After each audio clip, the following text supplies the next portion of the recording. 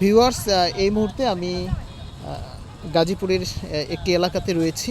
এখানে একজন ক্ষুদ্র ব্যবসায়ীকে পেলাম। ওনার সাথে কথা বলবো যে কিভাবে চলছে ওনার জীবন। কেমন আছেন ভাইয়া? মোটামুটি ভালোই আছে। ভালোই আছেন।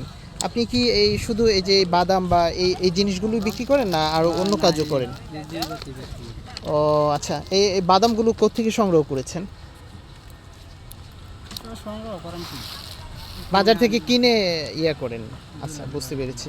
আপনার এই যে এই বাদামগুলো বিক্রি করে বা এই যে বিচি সিমের বিচি আছে, এগুলো ব্যবসা কোথায় করেন? এই এলাকাতেই? ওই এলাকাতেই করি যে জায়গায়। ও টঙ্গী, জয়দেবপুরে বিভিন্ন দিকে। আচ্ছা, এটা বিক্রি করে আপনার দৈনিক কেমন আয় হয়? ঠিক নাই মামা, 200, 300, 400। 200, 300, 400 টাকা। ও আচ্ছা, এই যে ব্যবসা করছেন, আপনার পরিবারে কে কে আছে? পরিবারে আছে লোক আছে, তার লোক আমার একজন নাই। ছোট ছোট বাচ্চা। আপনার ছেলে মেয়ে কয়জন? 3 জন মাইয়া, 1 জন ছেলে। 3 জন মেয়ে, 1 জন ছেলে। আপনার দেশে বাড়ি কোথায়? নেত্রকোনা। নেত্রকোনা। ও এখানে কোথায় থাকেন? আপন বাজার। ও আচ্ছা, তাহলে সংসার কেমন চলছে? বললেন যে 300-400 টাকা মোটামুটি চলে যাচ্ছেন। আচ্ছা, আরেকটা বিষয় জানি, এই যে আপনি আগে কি করতেন?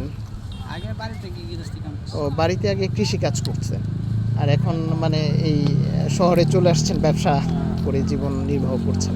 আচ্ছা, আরেকটা বিষয় আপনার কাছে প্রশ্ন ছিল যে আপনার মানে ভবিষ্যৎ স্বপ্নটা কি? ভবিষ্যতে আপনি কি করতে চান?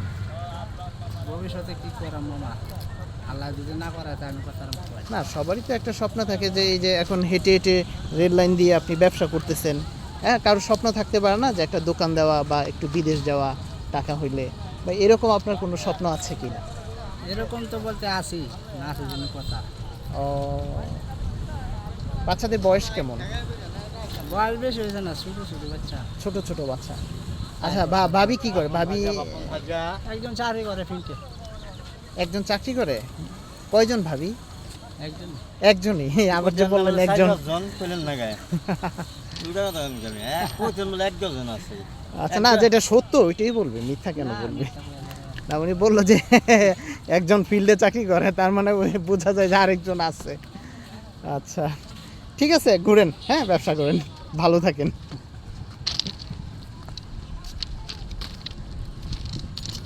আসলে কথা বলছিলাম একজন ক্ষুদ্র ব্যবসায়ীর সাথে, যিনি এই ঘুরে ফিরে বাদাম বিক্রি করছে।